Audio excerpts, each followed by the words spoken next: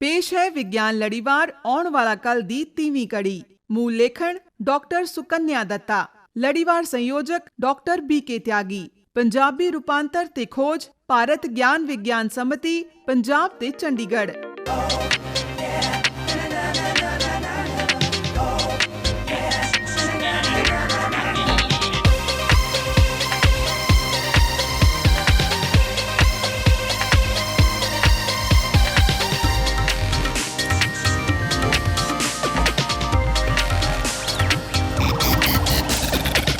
ਦੋਸਤੋ ਲਓ ਸੁਣੋ ਸਾਡੇ ਇਹਨਾਂ ਕਲਾਕਾਰਾਂ ਦੀ ਜ਼ੁਬਾਨੀ ਸਾਡੀ ਅੱਜ ਦੀ ਕੜੀ ਟੈਕਨੋਲੋਜੀ ਤਬਾਦਲਾ।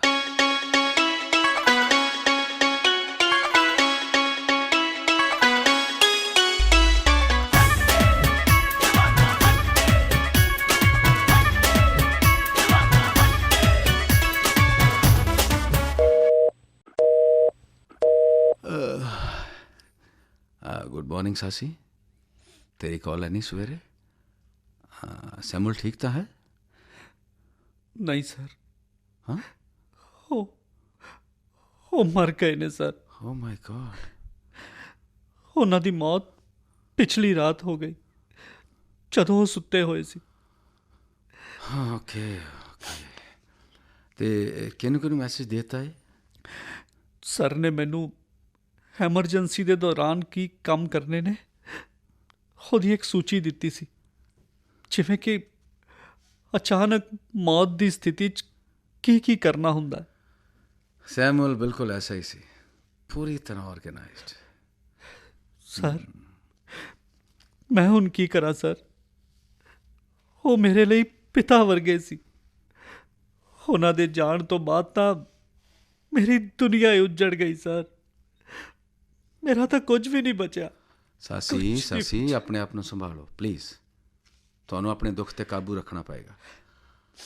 ਹੁਣ ਧਿਆਨ ਨਾਲ ਮੇਰੀ ਗੱਲ ਸੁਣੋ। ਤੁਸੀਂ ਉਹਨਾਂ ਦੀ ਪਤਨੀ ਕ੍ਰਿਸਟੀਨ ਨਾਲ ਸੰਪਰਕ ਕੀਤਾ? ਮੈਂ ਜਾਣਦਾ ਕਿ ਉਹ ਹੁਣ ਅਲੱਗ ਰਹਿੰਦੇ ਸੀ, ਪਰ ਫਿਰ ਵੀ ਉਹਨਾਂ ਨੂੰ ਇਨਫੋਰਮ ਕਰਨਾ ਜ਼ਰੂਰੀ ਹੈ। ਇਹ ਕੰਮ ਮੈਂ ਕਰ ਦਿੱਤਾ ਹੈ ਸਰ। ਓਕੇ, ਤੇ ਉਹਨਾਂ ਦਾ ਬੇਟਾ ਕ੍ਰਿਸਟੋਫਰ USA 'ਚ ਹੈ। ਮੈਂ ਉਸ ਨਾਲ ਗੱਲ ਕੀਤੀ ਪਰ ਕੋਈ। ਡੀਨ ਦੇ ਬਾਰੇ ਕੁਝ ਪਤਾ ਲੱਗਿਆ? ਡੀਨ ਅਜੇ ਰਸਤੇ 'ਚ ਨੇ। ਕ੍ਰਿਸਟੀਨ ਮੈਡਮ ਵੀ ਆ ਰਹੇ ਨੇ ਸਰ। ਪਰ ਕ੍ਰਿਸਟੋਫਰ ਕਹਿੰਦਾ ਹੈ ਕਿ ਉਹ ਸਮੁੰਦਰੀ ਰੋਬੋਟ ਨਾਲ ਜੁੜੇ ਆਪਣੇ ਜ਼ਰੂਰੀ ਕੰਮ 'ਚ ਪੂਰੀ ਤਰ੍ਹਾਂ ਫਸਿਆ ਹੈ ਤੇ ਅਚਾਨਕ ਉਹ ਸਭ ਕੰਮ ਛੱਡ ਕੇ ਇੱਥੇ ਨਹੀਂ ਆ ਸਕਦਾ।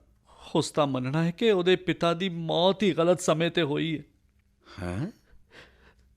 ਇੰਨਾ ਪੱਥਰ ਦਿਲ, ये की क्या था उन्हें? हाँ, क्या दुनिया आ गई है। तेन तो पता ही है कि क्रिस्टोफर डॉक्टर सैमुअल का इकलौता बच्चा है कि वो कुछ दिनों आ जाएगा।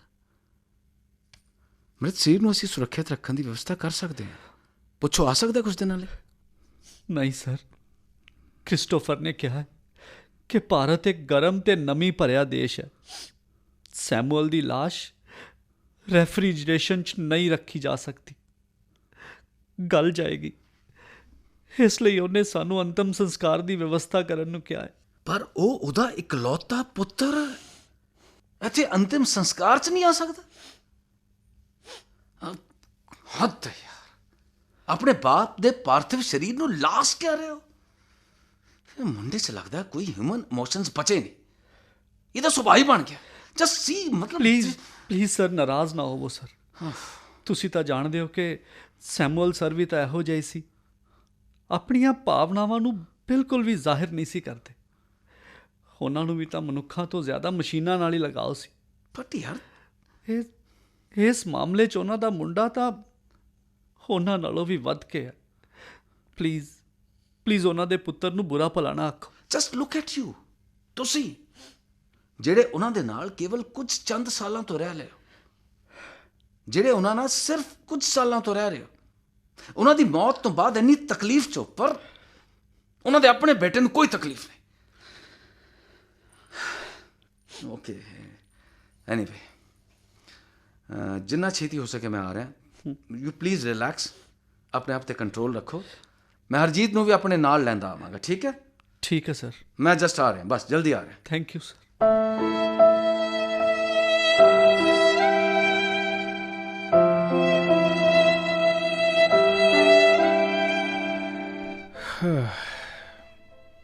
ਡਾਕਟਰ ਸੈਮੂਅਲ ਦੀ ਮੌਤ ਬਹੁਤ ਬੇਵਕਤੀ ਮੌਤ ਹੈ। ਅਗਲੇ ਹਫ਼ਤੇ ਅਸੀਂ ਵੱਡੇ ਸੰਮੇਲਨ 'ਚ ਕੁਲਪਤੀ ਦੀ ਹਾਜ਼ਰੀ ਲਈ ਮਾਰਾਂ ਦੇ ਨਾਲ ਜਨਤਕ ਇਕੱਠ ਸਾਹਮਣੇ ਆਰਟੀਫਿਸ਼ੀਅਲ ਇੰਟੈਲੀਜੈਂਸ ਵਾਲੇ ਰੋਬੋਟਾਂ ਦਾ ਪ੍ਰਦਰਸ਼ਨ ਕਰਨਾ ਸੀ।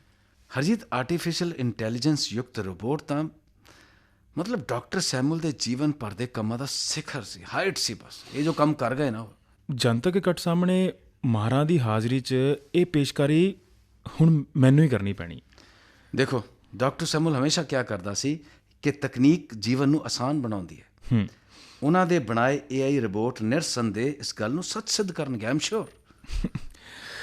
ਇਹ ਗੱਲ ਤਾਂ ਠੀਕ ਕਹੀ। ਉਹ ਲੋਕਾਂ ਨਾਲੋਂ ਜ਼ਿਆਦਾ ਮਸ਼ੀਨਾਂ ਨੂੰ ਪਸੰਦ ਕਰਦੇ ਸੀ। ਉਹ ਕਿਹਾ ਕਰਦੇ ਸੀ ਕਿ ਮਨੁੱਖ ਸੱਚ ਨੂੰ ਨਹੀਂ ਸੰਭਾਲ ਸਕਦਾ, ਮਸ਼ੀਨਾਂ ਝੂਠ ਨਹੀਂ ਬੋਲਦੀਆਂ। ਵਾਹ। ਇਸ ਲਈ ਮਸ਼ੀਨਾਂ ਦੇ ਨਾਲ ਕੰਮ ਕਰਨਾ ਆਸਾਨ ਹੈ।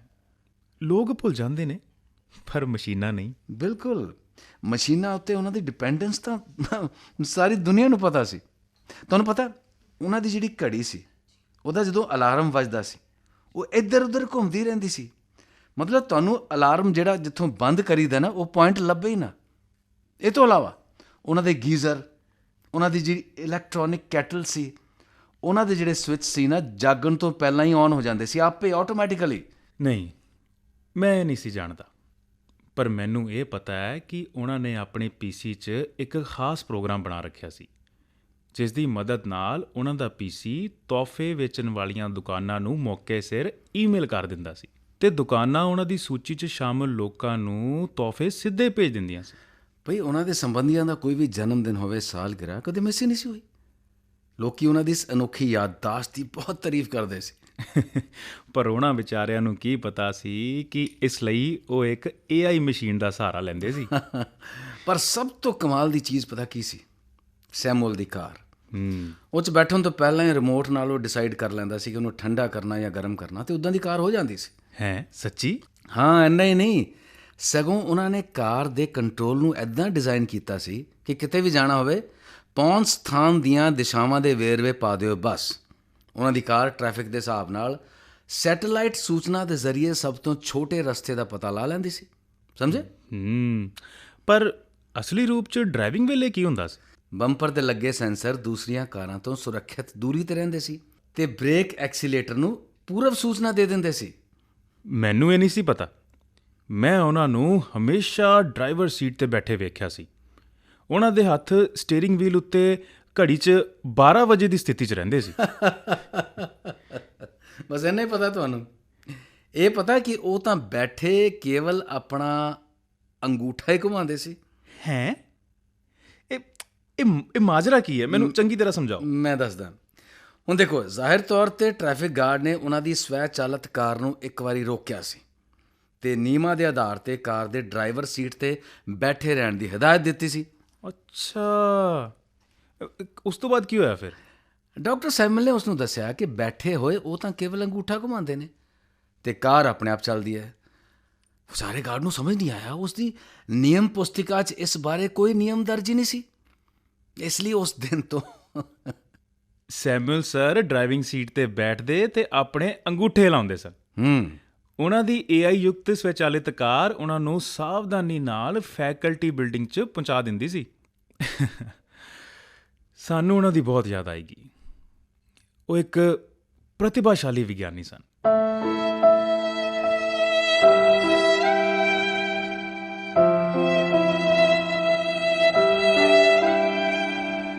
हाँ डॉक्टर घोष, मैडम रॉबर्ट्स ਛੇਤੀ ਹੀ ਪਹੁੰਚਣ ਵਾਲੇ ਨੇ। ਇਮਾਨਦਾਰੀ ਨਾਲ ਕਵਾਂ ਤਾਂ ਸਾਸੀ, ਤੁਸੀਂ ਉਹ ਸਭ ਕੁਝ ਕਰ ਰਹੇ ਹੋ ਜਿਹੜਾ ਕ੍ਰਿਸਟੋਫਰ ਨੂੰ ਕਰਨਾ ਚਾਹੀਦਾ ਸੀ। ਤੁਸੀਂ ਵਾਸਤਵ 'ਚ ਉਹਨਾਂ ਦੇ ਪੁੱਤਰ ਹੋ, ਸਰੀਰ ਤੋਂ ਨਹੀਂ ਬਲਕਿ ਆਤਮਾ ਤੋਂ। ਇਹ ਤਾਂ ਤੁਹਾਡਾ ਵੱਡਾਪਨ ਹੈ ਕਿ ਤੁਸੀਂ ਅਜਿਹਾ ਕਿਹਾ। ਮੈਂ ਉਹਨਾਂ ਨੂੰ ਹਮੇਸ਼ਾ ਇੱਕ ਪਿਤਾ ਦੇ ਵਾਂਗ ਆਪਣੇ ਮਾਰਗ ਦਰਸ਼ਕ ਦੇ ਰੂਪ 'ਚ ਵੇਖਿਆ ਸੀ। ਮੈਂ ਜੋ ਕੁਝ ਵੀ ਜਾਣਦਾ ਹਾਂ, ਉਹ ਹਰ ਚੀਜ਼ ਉਹਨਾਂ ਨੇ ਮੈਨੂੰ ਪਿਛਲੇ 2 ਸਾਲਾਂ 'ਚ ਸਿਖਾਈ। ਇਹ ਚੰਗੀ ਗੱਲ ਹੈ ਕਿ ਸਾਥ ਦੇਣ ਦੇ ਲਈ ਉਹਨਾਂ ਦੇ ਕੋਲ ਤੁਸੀਂ ਸੀ। ਤੁਸੀਂ ਜਾਣਦੇ ਹੋ ਸਾਸੀ, ਮੈਨੂੰ ਹਮੇਸ਼ਾ ਮਹਿਸੂਸ ਹੁੰਦਾ ਸੀ ਕਿ ਡਾਕਟਰ ਸੈਮੂਅਲ ਨੂੰ ਆਪਣੀ ਨਿੱਜੀ ਜ਼ਿੰਦਗੀ ਵਿੱਚ ਹੋਰ ਵੀ ਜ਼ਿਆਦਾ ਮਨੁੱਖਾਂ ਦੀ ਜ਼ਰੂਰਤ ਸੀ। ਹੁਣ ਦੇਖੋ ਨਾ, ਕ੍ਰਿਸਟਨ ਤੇ ਕ੍ਰਿਸਟੋਫਰ, ਉਹਨਾਂ ਦੋਹਾਂ ਦਾ ਕੀ ਹੈ? ਹੁਣ ਤਾਂ ਸੈਮੂਅਲ ਸਰ ਉਹਨਾਂ ਕੋਲ ਵੀ ਨਹੀਂ ਹਨ। ਤੁਹਾਨੂੰ ਪਤਾ ਹੈ ਕਿ ਡਾਕਟਰ ਸੈਮੂਅਲ ਨੇ AI ਰੋਬੋਟਾਂ 'ਚ ਬਹੁਤ ਸਾਰਾ ਪੈਸਾ ਲਗਾ ਦਿੱਤਾ ਸੀ। ਰੋਬੋਟਾਂ 'ਚ ਉਹਨਾਂ ਨੇ ਆਪਣਾ ਪੂਰਾ ਜੀਵਨ ਲਗਾ ਦਿੱਤਾ ਤੇ ਰੋਬੋਟਾਂ ਨੂੰ ਜ਼ਿਆਦਾ ਤੋਂ ਜ਼ਿਆਦਾ AI ਯੁਕਤ ਬਣਾਇਆ। ਉਹਨਾਂ ਦੇ ਪਹਿਲੇ ਨਮੂਨੇ ਕਾਫੀ ਸਧਾਰਨ ਸੀ। ਆਮ AI ਕੋਈ ਇਮੋਸ਼ਨਲ ਕੋਸ਼ੈਂਟ ਨਹੀਂ, ਕੋਈ ਡੀਪ ਲਰਨਿੰਗ ਨਹੀਂ ਹੈ। ਡੀਪ ਲਰਨਿੰਗ ਤੋਂ ਤੁਹਾਡਾ ਕੀ ਮਤਲਬ ਹੈ? ਇਹ ਵੀ ਮੈਨੂੰ ਸੈਮੂਅਲ ਸਰ ਨੇ ਹੀ ਸਿਖਾਇਆ ਸੀ। ਇਹ AI ਦੀ ਹੀ ਇੱਕ ਕਿਰਿਆ ਹੈ ਜਿਹੜੀ ਕਿ ਡੇਟਾ ਪ੍ਰੋਸੈਸਿੰਗ 'ਚ ਮਨੁੱਖੀ ਦਿਮਾਗ ਦੀ ਨਕਲ ਕਰਦੀ ਹੈ। ਡੀਪ ਲਰਨਿੰਗ ਵਾਲੀ AI ਬਿਨਾਂ ਕਿਸੇ ਮਨੁੱਖੀ ਨਿਗਰਾਨੀ ਦੇ ਖੁਦ ਹੀ ਸਿੱਖਣ ਦੇ ਯੋਗ ਹੁੰਦੀ ਹੈ। ਇਹ ਇੱਕ ਬਹੁਤ ਵਿਕਸਿਤ AI ਹੈ। ਅਸੀਂ ਇਸ ਨੂੰ ਭਵਿੱਖ ਦੀ AI ਵੀ ਕਹਿ ਸਕਦੇ ਹਾਂ। ਇਹੀ ਇਸ ਖੇਤਰ ਦਾ ਅੰਤਿਮ ਟੀਚਾ ਹੈ। ਐਕਚੁਅਲੀ ਵਸਤੂਆਂ ਦੇ ਬਾਰੇ ਸਿੱਖਣ, ਭਾਸ਼ਾ ਨੂੰ ਪਛਾਣਨ ਤੇ ਡਿਸੀਜਨ ਲੈਣ ਲਈ ਮਸ਼ੀਨਾਂ ਦੁਆਰਾ ਡੀਪ ਲਰਨਿੰਗ ਦਾ ਉਪਯੋਗ ਕੀਤਾ ਜਾਂਦਾ ਹੈ ਤੇ ਇਹ ਸੈਮੂਅਲ ਦੀ ਮੁਹਾਰਤ ਦਾ ਖੇਤਰ ਹੋ ਸਕਦਾ ਹੈ। ਬਿਲਕੁਲ ਅਜਿਹਾ ਹੀ ਸੀ। ਅੱਛਾ, ਤੁਹਾਨੂੰ ਪਤਾ ਉਹਨਾਂ ਨੇ ਜਾਪਾਨੀ ਹਡਾਲੀ 2 'ਚ ਸੁਧਾਰ ਕਰਕੇ ਉਹਨੂੰ ਹੈਲਡੋਲ 3 'ਚ ਬਦਲ ਦਿੱਤਾ ਸੀ। ਕੈਨ ਯੂ ਬਿਲੀਵ ਇਟ ਕਿ ਇਹ ਸ਼ੁਰੂਆਤੀ ਰੋਬੋਟ ਸਾਡੇ ਲਈ ਚਾਹ ਬਣਾਉਂਦਾ ਸੀ। ਪਹਿਲੀ ਵਾਰ ਜਦੋਂ ਮੈਂ ਉਹਨੂੰ ਦੇਖਿਆ, ਮੈਂ ਤੇ ਲਗਭਗ ਬੇਹੋਸ਼ ਹੋ ਗਿਆ ਸੀ। Almost ਫੇਂਟਡ really. ਮੈਂ ਦੇਖਿਆ ਕੀ ਇੱਕ ਚੀਜ਼ ਮੇਰੇ ਸਾਹਮਣੇ ਆ ਗਈ। ਉਸਦਾ ਚੌਰਸ ਚਿਹਰਾ ਟੀਨ ਦਾ ਬਣਿਆ ਸੀ ਤੇ ਮੈਨੂੰ ਗੁੱਡ ਮਾਰਨਿੰਗ ਕਹਿੰਦੇ ਹੋਏ ਉਹਨੇ ਆਪਣੀਆਂ ਅੱਖਾਂ ਵੀ ਝਪਕੀਆਂ ਸੀ। ਅਨਬਿਲੀਵੇਬਲ ਯਾਰ। ਮੈਂ ਤੁਹਾਡੇ ਸ਼ੰਕੇ ਸਮਝ ਸਕਦਾ ਹਾਂ ਸਰ, ਪਰ ਤੁਹਾਨੂੰ ਇਹ ਯਾਦ ਰੱਖਣਾ ਚਾਹੀਦਾ ਹੈ ਕਿ ਉਹ ਤੁਹਾਡੀਆਂ ਇੱਛਾਵਾਂ ਦਾ ਆਦਰ ਕਰਦੇ ਸੀ। ਉਹਨਾਂ ਨੇ ਪੂਰੇ ਵਾਲਾਂ ਵਾਲਾ ਇੱਕ ਗੋਲ ਚਿਹਰੇ ਵਾਲਾ ਹਡਾਲੀ 4 ਦਿੱਤਾ। ਹਾਲਾਂਕਿ ਉਹਨਾਂ ਦੀ ਦਿਲਚਸਪੀ ਸੈਂਸਰਾਂ ਨਾਲ ਲੈਸ ਬਨੌਟੀ ਸਕਿਨ ਸੀ, ਜਿਸ ਕਾਰਨ ਪ੍ਰਦਰਸ਼ਨ ਬਹੁਤ ਸੁਧਰ ਜਾਂਦਾ ਸੀ। ਹੁਣ ਉਸ ਦੇ ਬਾਰੇ ਗੱਲ ਕਰਨ ਦਾ ਕੋਈ ਫਾਇਦਾ ਨਹੀਂ। ਸ਼ਾਇਦ ਤੁਹਾਨੂੰ ਪਤਾ ਨਹੀਂ ਕਿ ਉਹ ਤਾਂ ਹਡਾਲੀ 4 ਹੀ ਸੀ ਜਿਸ ਨੇ ਉਹਨਾਂ ਦੇ ਵਿਆਹ ਦਾ ਸਾਰਾ ਪ੍ਰਬੰਧ ਕੀਤਾ ਸੀ। ਪਤਾ ਤੁਹਾਨੂੰ? ਕੀ ਮਤਲਬ? ਹਾਂ, ਹਡਾਲੀ 4 'ਚ ਇੱਕ ਹਾਈਡ੍ਰੋਲਿਕ ਸਿਸਟਮ ਲੱਗਾ ਹੋਇਆ ਸੀ ਜਿਹੜਾ ਉਸ ਨੂੰ ਸਾਡੇ ਵਾਂਗ ਚੱਲਣ ਤੇ ਪੌੜੀਆਂ ਚੜ੍ਹਨ ਦੇ ਲਾਇਕ ਬਣਾਉਂਦਾ ਸੀ। ਇਸ ਦੀ ਸਕਿਨ ਵੀ ਸਾਡੇ ਵਰਗੀ ਸੀ, ਇਸ ਲਈ ਇਹ ਮਨੁੱਖ ਵਰਗਾ ਲੱਗਦਾ ਸੀ, ਬਿਨਾਂ ਰੁਕੇ ਬੋਲ ਸਕਦਾ ਸੀ। ਜਦੋਂ ਹਡਾਲੀ 4 ਉਹਨਾਂ ਦੇ ਬੈਡਰੂਮ 'ਚ ਚਾਹ ਲੈ ਕੇ ਆਇਆ ਤਾਂ ਬਿਲਕੁਲ ਇੱਦਾਂ ਹੀ ਲੱਗਦਾ ਸੀ ਜਿੱਦਾਂ ਕੋਈ ਬੰਦਾ ਆਇਆ ਹੋਵੇ। ਕ੍ਰਿਸਟਿਨ ਮੈਡਮ ਤਾਂ ਬੇਹੋਸ਼ ਹੋ ਕੇ ਡਿੱਗ ਪਈ ਸੀ। ਉਹਨਾਂ ਦੇ ਵਕੀਲਾਂ ਨੇ ਬਾਅਦ 'ਚ ਕਿਹਾ ਕਿ ਉਹਨਾਂ ਨੂੰ ਅਜਿਹਾ ਲੱਗਿਆ ਕਿ ਕੋਈ ਅਣਜਾਣ ਵਿਅਕਤੀ ਉਹਨਾਂ ਦੇ ਬੈਡਰੂਮ 'ਚ ਆ ਵੜਿਆ ਹੋਵੇ। ਤੇ ਪਤਾ, ਉਦੋਂ ਸੈਮੂਅਲ ਸਾਹਿਬ ਨੇ ਇਸ ਬਾਰੇ ਇਹ ਤਰਕ ਦਿੱਤਾ ਸੀ ਕਿ ਉਹ ਖੁਸ਼ ਨੇ ਤੇ ਉਸ ਦਾ ਰੋਬੋਟ ਮਨੁੱਖ ਵਰਗਾ ਦਿਖਾਈ ਦਿੰਦਾ ਹੈ ਤੇ ਮਨੁੱਖ ਵਾਂਗੂ ਹੀ ਬਿਹੇਵ ਕਰਦਾ ਹੈ। ਘੱਟੋ ਘੱਟ ਇਹ ਇੰਨਾ ਤਾਂ ਮਨੁੱਖ ਵਰਗਾ ਹੈ ਕਿ ਕ੍ਰਿਸਟਿਨ ਤੋਂ ਉਸ ਨੂੰ ਅਜਿਹੀ ਪ੍ਰਤੀਕਿਰਿਆ, ਮੇਰੀ ਐਸਾ ਰਿਐਕਸ਼ਨ ਮਿਲਿਆ। ਮੈਨੂੰ ਹੁਣ ਇਹ ਨਾ ਦੱਸਣ ਲੱਗ ਜਾਣਾ ਕਿ ਉਹਨਾਂ ਨੇ ਟਿਊਰਿੰਗ ਟੈਸਟ ਦੇ ਬਾਰੇ 'ਚ ਵੀ ਅਦਾਲਤ 'ਚ ਜੱਜ ਨੂੰ ਦੱਸਿਆ। ਹਾਂ, ਟਿਊਰਿੰਗ ਟੈਸਟ, AI ਦਾ ਆਖਰੀ ਇਮਤਿਹਾਨ। ਇਹ ਪਤਾ ਲਾਉਣ ਲਈ ਕਿ ਕੰਪਿਊਟਰ ਇੱਕ ਮਨੁੱਖ ਦੇ ਵਾਂਗ ਸੋਚਣ ਦੇ ਕਾਬਲ ਹੈ ਜਾਂ ਨਹੀਂ। ਹਾਂ ਸੱਚੀ, ਡਾਕਟਰ ਸੈਮੂਅਲ ਨੇ ਜੱਜ ਸਾਹਮਣੇ ਇਸ 'ਤੇ ਪੂਰਾ ਭਾਸ਼ਣ ਦੇ ਦਿੱਤਾ ਸੀ। ਸੈਮੂਅਲ ਨੇ ਦੱਸਿਆ ਕਿ ਇਹ ਟੈਸਟ ਇਹ ਗੱਲ ਦੱਸਦਾ ਸੀ ਕਿ ਕੋਈ ਵੀ ਮਸ਼ੀਨ ਕਿੰਨਾ ਕੁ ਵਿਵਹਾਰ ਬੁੱਧੀਵਾਨ ਮਨੁੱਖ ਵਾਂਗ ਕਰ ਸਕਦੀ ਸੀ। ਉਹ ਵੇਖੋ, ਡੀਨ ਆ ਗਏ ਨੇ। ਡੀਨ ਸਾਹਿਬ, ਚੰਗਾ ਹੈ ਕਿ ਤੁਸੀਂ ਇੰਨੀ ਛੇਤੀ ਆ ਗਏ ਹੋ। ਡਾਕਟਰ ਘੋਸ਼ ਨੇ ਡੈਥ ਸਰਟੀਫਿਕੇਟ ਜਾਰੀ ਕਰ ਦਿੱਤਾ ਹੈ। ਡਾਕਟਰ ਘੋਸ਼, ਕੀ ਸਾਸੀ ਵਿਸ਼ਵਾਸ ਦੀਆਂ ਹੱਦਾਂ ਤੋਂ ਪਾਰ ਮੰਨੇ ਜਾਣ ਦੇ ਯੋਗ ਨਹੀਂ ਹੈ? ਮੈਂ ਇਸ ਤਰ੍ਹਾਂ ਦੇ ਆਦਮੀ ਨੂੰ ਬਹੁਤ ਚੰਗਾ ਸਮਝਦਾ। ਹੋ ਸਕਦਾ ਹੈ ਉਹ ਆ ਕੇ ਮੇਰੇ ਲਈ ਕੰਮ ਕਰਨਾ ਪਸੰਦ ਕਰੇ। ਹੁਣ ਜਦੋਂ ਕਿ ਸੈਮੂਅਲ ਇਸ ਦੁਨੀਆ 'ਚ ਨਹੀਂ ਹੈ ਤਾਂ ਸਾਸੀ ਨੂੰ ਰੋਜ਼ਗਾਰ ਦੀ ਜ਼ਰੂਰਤ ਤਾਂ ਹੋਏਗੀ। ਉਹ ਮੇਰੇ ਕੋਲ ਆ ਸਕਦਾ ਹੈ, ਪਰ ਉਹਨੂੰ ਆਪਣੀਆਂ ਭਾਵਨਾਵਾਂ 'ਤੇ ਕਾਬੂ ਪਾਉਣਾ ਸਿੱਖਣਾ ਪਏਗਾ। ਕ੍ਰਿਸਟਿਨ, ਪਲੀਜ਼ ਤੁਸੀਂ ਉਦਾਸ ਨਾ ਹੋਵੋ। ਹਾਂ, ਉਹ ਮੈਨੂੰ ਇੰਨਾ ਭਾਵੁਕ ਨਹੀਂ ਹੋਣਾ ਚਾਹੀਦਾ। ਤੁਸੀਂ ਜਾਣਦੇ ਹੋ, ਜਦੋਂ ਸਾਡੀ ਸ਼ਾਦੀ ਹੋਈ ਸੀ, AI ਆਪਣੇ ਆਪ ਦੇ ਵਿੱਚ ਨਵਾਂ ਸਬਜੈਕਟ ਸੀ। ਲੋਕ ਇਹ ਆਖ ਕੇ ਉਹਨੂੰ ਚਿੜਾਉਂਦੇ ਸਨ ਕਿ ਤੁਸੀਂ ਕਦੇ ਆਪਣੇ ਇਲੈਕਟ੍ਰਿਕ ਰੇਜ਼ਰ ਦੇ ਨਾਲ ਗੱਲ ਕੀਤੀ ਹੈ। ਪਰ ਅਗਲੇ ਕਰੀਬ ਇੱਕ ਦਸ਼ਕ 'ਚ AI ਚਰਚਾ ਦਾ ਵਿਸ਼ਾ ਬਣ ਗਿਆ ਸੀ। ਉਹ ਮਸ਼ੀਨਾਂ ਜਿਨ੍ਹਾਂ ਨੂੰ ਸੈਮੂਅਲ ਨੇ ਡਿਜ਼ਾਈਨ ਕੀਤਾ ਸੀ, ਉਹਨਾਂ ਦੀ ਗਤੀ ਤੇ ਸਟੀਕਤਾ 'ਚ ਵਾਧਾ ਹੋਇਆ, ਵਿਸ਼ਵਾਸ ਯੋਗਤਾ ਵਧੀ ਤੇ ਅਨੁਭਵ ਨਾਲ ਉਹਨਾਂ 'ਚ ਸੁਧਾਰ ਕਰਨ ਦੀ ਯੋਗਤਾ ਵੀ ਆਈ। ਬਿਲਕੁਲ, ਇਸ ਏਰੀਆ 'ਚ ਹੋਣ ਵਾਲੀ ਡਿਵੈਲਪਮੈਂਟ 'ਚ ਸੈਮੂਅਲ ਦਾ ਬਹੁਤ ਕੰਟਰੀਬਿਊਸ਼ਨ ਹੈ। ਬਿਲਕੁਲ ਸਹੀ। ਮੇਰੇ ਪਤੀ ਸੈਮੂਅਲ ਦੇ ਨਾਲ ਸ਼ਤਰੰਜ ਖੇਡਿਆ ਕਰਦੇ ਸੀ। ਇੱਕ ਦਿਨ ਸੈਮੂਅਲ ਨੇ ਉਹਨਾਂ ਦੀ ਜਾਣ ਪਛਾਣ ਸ਼ਤਰੰਜ ਨਾਮਕ ਕੰਪਿਊਟਰ ਪ੍ਰੋਗਰਾਮ ਨਾਲ ਕਰਵਾ ਦਿੱਤੀ। ਬਸ ਫਿਰ ਤਾਂ ਕੀ ਹੋਇਆ ਫਿਰ? ਉਹਨਾਂ ਨੇ ਪਹਿਲੇ ਦਿਨ ਤਾਂ ਸ਼ਤਰੰਜ ਨਾਮਕ ਇਸ ਕੰਪਿਊਟਰ ਪ੍ਰੋਗਰਾਮ ਨੂੰ ਹਰਾ ਦਿੱਤਾ, ਪਰ ਉਸ ਤੋਂ ਬਾਅਦ ਕੰਪਿਊਟਰ ਪ੍ਰੋਗਰਾਮ ਹਰ ਖੇਡ ਜਿੱਤਦਾ ਗਿਆ। ਇਹ ਸਿੱਖਦਾ ਤੇ ਵਿਕਾਸ ਕਰਦਾ ਰਿਹਾ। ਇੱਕ ਮਸ਼ੀਨ ਤੋਂ ਹਾਰਨ ਨਾਲ ਉਹਨਾਂ ਦੀ ਈਗੋ ਨੂੰ ਬਹੁਤ ਸੱਟ ਲੱਗੀ। ਫਿਰ ਉਹਨਾਂ ਨੇ ਸ਼ਤਰੰਜ ਖੇਡਣਾ ਹੀ ਛੱਡ। ਸੈਮੂਅਲ ਨੂੰ ਆਪਣੀਆਂ ਫੀਲਿੰਗਸ ਨੂੰ ਐਕਸਪ੍ਰੈਸ ਕਰਨਾ ਕਦੇ ਪਸੰਦ ਨਹੀਂ ਸੀ। ਇਸ ਲਈ ਇੱਕ ਦਿਨ ਜਦੋਂ ਉਹਨਾਂ ਮੈਨੂੰ ਫੋਨ ਕੀਤਾ, ਮੈਂ ਬਹੁਤ ਹੈਰਾਨ ਸੀ। ਉਹਨਾਂ ਦੇ ਵਰਡਸ ਹਾਲੇ ਵੀ ਮੇਰੇ ਕੰਨਾਂ 'ਚ ਗੂੰਜ ਰਹੇ ਨੇ। ਤੁਸੀਂ ਆਖਦੇ ਹੋ ਕਿ ਮੈਂ ਮਨੁੱਖਾਂ 'ਤੇ ਵਿਸ਼ਵਾਸ ਨਹੀਂ ਕਰਦਾ, ਇਹ ਕਿ ਮੈਂ ਆਪਣੀ ਦੁਨੀਆ 'ਚ ਰਹਿਣਾ। ਪਰ ਕੀ ਤੁਸੀਂ ਇਸ ਗੱਲ ਤੋਂ ਇਨਕਾਰ ਕਰ ਸਕਦੇ ਹੋ ਕਿ ਅਸੀਂ ਸਿਰਫ ਆਪਣੇ ਬਾਰੇ 'ਚ ਹੀ ਅਤੇ ਉਹਨਾਂ ਮਸ਼ੀਨਾਂ ਬਾਰੇ 100% ਕੌਨਫੀਡੈਂਟ ਹੁੰਦੇ ਹਾਂ ਜਿਨ੍ਹਾਂ ਨੂੰ ਅਸੀਂ ਆਪਣੇ ਹੱਥਾਂ ਨਾਲ ਪ੍ਰੋਗਰਾਮ ਕੀਤਾ ਹੋਵੇ। ਸਾਨੂੰ ਉਹਨਾਂ 'ਤੇ ਪੂਰਾ ਭਰੋਸਾ ਹੁੰਦਾ ਹੈ। Yeah, you're right. ਮਸ਼ੀਨਾਂ ਤੁਹਾਡੇ ਨਾਲ ਵਿਸ਼ਵਾਸਘਾਤ ਨਹੀਂ ਕਰਦੀਆਂ। ਇਹਨਾਂ 'ਚ ਖਰਾਬੀ ਆ ਸਕਦੀ ਹੈ, ਪਰ ਕਿਸੇ ਤਰ੍ਹਾਂ ਦੀ ਕੋਈ ਮਿਸਅੰਡਰਸਟੈਂਡਿੰਗ ਨਹੀਂ ਹੁੰਦੀ। ਬਟ ਸੈਮੂਅਲ, ਮਸ਼ੀਨਾਂ ਤਾਂ ਮਕੈਨੀਕਲ ਹੁੰਦੀਆਂ ਨਹੀਂ, ਕੋਈ ਵੀ ਤਰੀਕਾ ਨਹੀਂ। ਮੈਂ ਕਿਵੇਂ ਦੱਸਾਂ, ਜਿਹੜਾ ਵੀ ਕੰਮ ਕਰਦੀ ਹੈ ਉਹਦੇ 'ਚ ਹਿਊਮਨ ਇੰਟਰਫੇਰੈਂਸ ਨਹੀਂ ਹੁੰਦੀ। ਕਿ ਕੋਈ ਮਸ਼ੀਨ ਆਪਣੀ ਮਮ ਦੇ ਟੱਚ ਦੀ ਨਕਲ ਕਰ ਸਕਦੀ ਹੈ? Can it mimic? I know. ਮੈਂ ਮਸ਼ੀਨਾਂ ਨੂੰ ਸਿਰਫ ਇੰਟੈਲੀਜੈਂਸ ਨਾਲ ਨਹੀਂ, ਸਗੋਂ ਉਹਨਾਂ ਨੂੰ ਕੰਮ ਦੇ ਸਥਾਨ 'ਤੇ ਸਿੱਖਣ ਦੀ ਸਮਰੱਥਾ ਅਤੇ ਜਿਹੜੀਆਂ ਢੁਕਵੀਆਂ ਭਾਵਨਾਵਾਂ ਦੇ ਨਾਲ ਕੰਮ ਕਰਨ ਦੀ ਯੋਗਤਾ ਨਾਲ ਵੀ ਲੈਸ ਕਰੇ। ਆਮ ਟਰਾਇੰਗ। ਮੈਨੂੰ ਲੱਗਦਾ ਹੈ ਕਿ ਡੀਨ ਵੱਲੋਂ ਕੀਤਾ ਜਾਣ ਵਾਲਾ ਸੰਮੇਲਨ ਵੀ ਇਸੇ ਬਾਰੇ 'ਚ ਹੀ ਹੈ। ਵੈਸੇ ਭਾਵੇਂ ਸੈਮੂਅਲ ਹੁਣ ਸਾਡੇ ਵਿੱਚ ਨਹੀਂ ਨੇ, ਤਾਂ ਵੀ AI ਨੂੰ ਡਿਵੈਲਪ ਹੋਣ ਤੋਂ ਕੋਈ ਨਹੀਂ ਰੋਕ ਸਕਦਾ।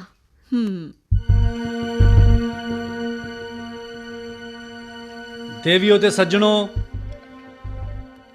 ਅਸੀਂ ਇੱਥੇ ਅੱਜ ਇੱਕ ਵਿਅਕਤੀ ਦੀ ਵਿਗਿਆਨ ਕਲਾਕ੍ਰਿਤ ਦੇ ਪ੍ਰਦਰਸ਼ਨ ਲਈ ਇਕੱਠੇ ਹੋਏ ਹਾਂ, ਜਿਹੜੇ ਹੁਣ ਸਾਡੇ ਵਿਚਕਾਰ ਨਹੀਂ ਰਹੇ। ਮੇਰੇ ਕੋਲ ਉਹਨਾਂ ਦੇ ਅੰਤਮ ਸੰਦੇਸ਼ ਦੀ ਰਿਕਾਰਡਿੰਗ ਹੈ, ਜਿਸ ਨੂੰ ਉਹ ਤੁਹਾਡੇ ਨਾਲ ਸਾਂਝਾ ਕਰਨਾ ਚਾਹੁੰਦੇ ਸੀ। ਜੇਕਰ ਇਹ ਰਿਕਾਰਡਿੰਗ ਪਲੇ ਕੀਤੀ ਜਾ ਰਹੀ ਹੈ ਤਾਂ that means that I'm no longer alive। ਮੈਂ ਜ਼ਿੰਦਾ ਨਹੀਂ ਹਾਂ। ਪਰ ਦੋਸਤੋ, ਇੰਪੋਰਟੈਂਸ ਇਸ ਮੈਸੇਜ ਦੀ ਹੈ, ਨਾ ਕਿ ਮੈਸੇਂਜਰ ਦੀ। ਮੇਰਾ ਹਮੇਸ਼ਾ ਤੋਂ ਇਹ ਬਿਲੀਫ ਰਿਹਾ ਹੈ ਕਿ ਮਸ਼ੀਨਸ ਹਿਊਮਨਸ ਨਾਲੋਂ ਵਧੀਆ ਕੰਮ ਕਰ ਸਕਦੀਆਂ ਨੇ। ਉਹ ਰਿਪੀਟ ਕਰਨ ਵਾਲੇ ਕੰਮ ਨੂੰ ਕਰਨ ਲੱਗਿਆਂ ਕੋਈ ਸ਼ਿਕਾਇਤ ਨਹੀਂ ਕਰਦੀਆਂ। ਉਹ ਬਿਨਾਂ ਬੋਰ ਹੋਏ ਜਾਂ ਬਿਨਾਂ ਟਾਇਰਡਨੈਸ ਦੇ ਕੰਮ ਕਰ ਸਕਦੀਆਂ ਨੇ। ਹੋ ਸੈਮੂਅਲ, ਤੁਸੀਂ ਤੇ ਤੁਹਾਡੀਆਂ ਮਸ਼ੀਨਾਂ ਦੀ ਤਾਰੀਫ, ਮਰਨ ਦੇ ਬਾਅਦ ਵੀ ਤੁਸੀਂ ਮਸ਼ੀਨਾਂ ਦੇ ਬਾਰੇ ਗੱਲ ਕਰ ਰਹੇ ਹੋ। ਜੇਕਰ ਸਹੀ ਢੰਗ ਨਾਲ ਪ੍ਰੋਗਰਾਮ ਕੀਤੀਆਂ ਜਾਣ ਤਾਂ ਇਹ ਮਨੁੱਖਾਂ ਨਾਲੋਂ ਘੱਟ ਗਲਤੀਆਂ ਕਰਦੀਆਂ ਨੇ। ਉਹਨਾਂ ਨੂੰ ਕਾਫੀ ਬ੍ਰੇਕ, ਕੰਸੈਸ਼ਨ ਜਾਂ ਹੌਲੀਡੇਜ਼ ਦੀ ਜ਼ਰੂਰਤ ਨਹੀਂ ਹੁੰਦੀ। ਅਸੀਂ ਉਹਨਾਂ ਨੂੰ ਜਿੰਨਾ ਵਧੀਆ ਪ੍ਰੋਗਰਾਮ ਕਰਾਂਗੇ, ਉਨੀ ਹੀ ਉਹਨਾਂ ਦੀ ਇੰਟੈਲੀਜੈਂਸ ਵਧੀਆ ਹੁੰਦੀ ਜਾਏਗੀ। AI ਤਾਂ ਇਸ ਦਿਸ਼ਾ 'ਚ ਪਹਿਲਾ ਸਟੈਪ ਹੈ। Next step is emotional intelligence.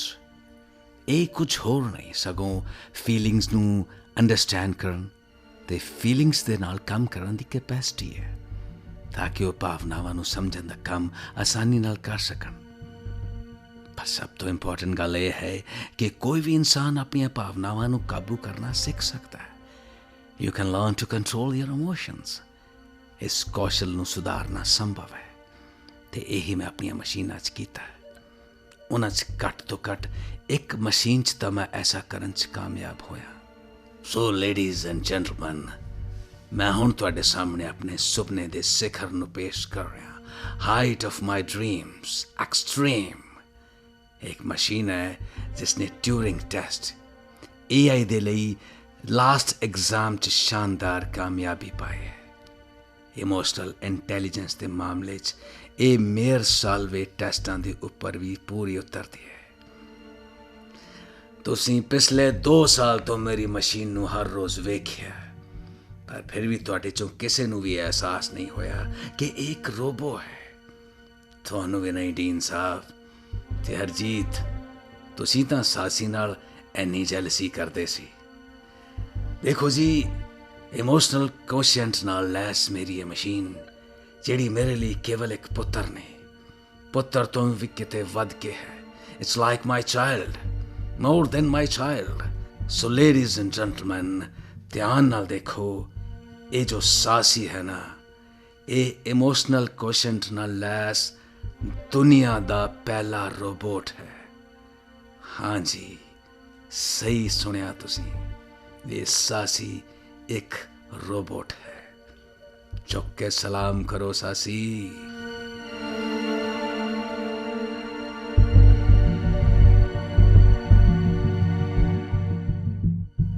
Yes, मैं सासी ਨੂੰ ਬਣਾਇਆ ਹੈ and I know that he is intelligent।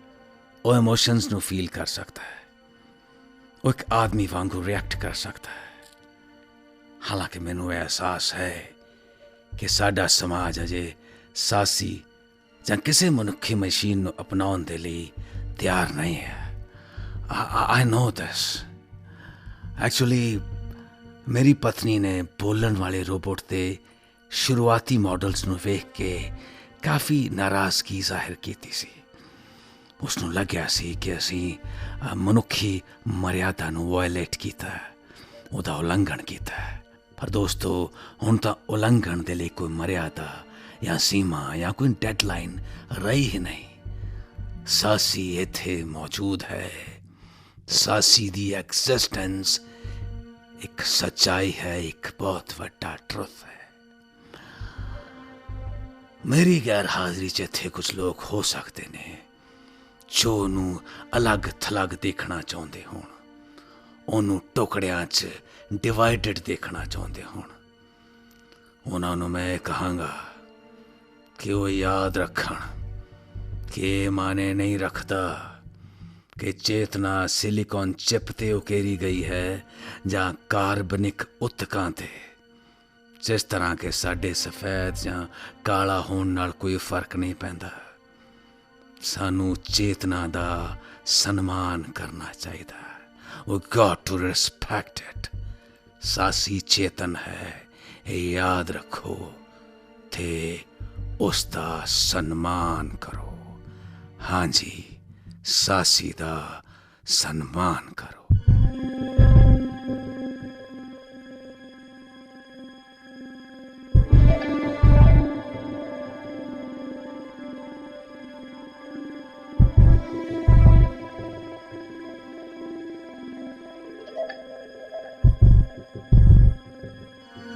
Oh my God, Samuel, I'm so sorry. I misunderstood you. ਤੁਸੀਂ ਰੋਬੋਟ 'ਚ ਫੀਲਿੰਗ ਪਾ ਕੇ ਹੀ ਰਹੇ।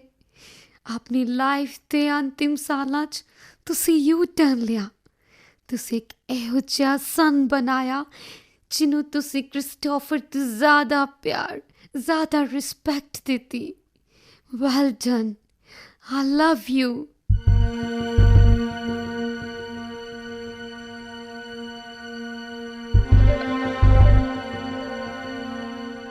ਤੁਸੀਂ ਸੁਣ ਰਹੇ ਸੀ ਵਿਗਿਆਨ ਲੜੀਵਾਰ, ਆਉਣ ਵਾਲਾ ਕੱਲ ਦੀ 3ਵੀਂ ਕੜੀ। ਹੁਣ ਨੋਟ ਕਰੋ ਇਸ ਕੜੀ ਦੇ ਸਵਾਲ। ਸਵਾਲ ਨੰਬਰ 1, AI ਦੇ ਲਈ ਅੰਤਿਮ ਪ੍ਰੀਖਿਆ ਟਿਊਰਿੰਗ ਟੈਸਟ ਕੀ ਹੈ? ਸਵਾਲ ਨੰਬਰ 2, ਇਸ ਕਹਾਣੀ ਦਾ ਸਿਖਰ ਕੀ ਹੈ? ਸਵਾਲਾਂ ਦੇ ਜਵਾਬ ਭੇਜਣ ਲਈ ਸਾਡਾ ਪਤਾ ਨੋਟ ਕਰੋ। ਇੰਚਾਰਜ ਪ੍ਰੋਗਰਾਮ ਆਉਣ ਵਾਲਾ ਕੱਲ, ਮਾਰਫਤ ਸਟੇਸ਼ਨ ਡਾਇਰੈਕਟਰ, ਆਕਾਸ਼ਵਾਣੀ ਜਲੰਧਰ। ਹਿੱਸਾ ਲੈਣ ਵਾਲੇ ਕਲਾਕਾਰ ਰੀਮਾ ਗੁਗਲਾਨੀ, ਪੂਨਮ, ਕਰਨ, ਸੁਦੇਸ਼ ਵਿੰਕਲ, ਦਲਜਿੰਦਰ ਸਿੰਘ ਤੇ ਦਿਨੇਸ਼ ਕੁਮਾਰ। ਵਿਸ਼ੇਸ਼ ਸਹਿਯੋਗ ਸਰਬਜੀਤ ਰਿਸ਼ੀ। ਪੇਸ਼ਕਸ਼ ਗੁਰਵਿੰਦਰ ਸਿੰਘ ਤੇ ਅਮਨਦੇਵ ਜੋਸ਼ੀ।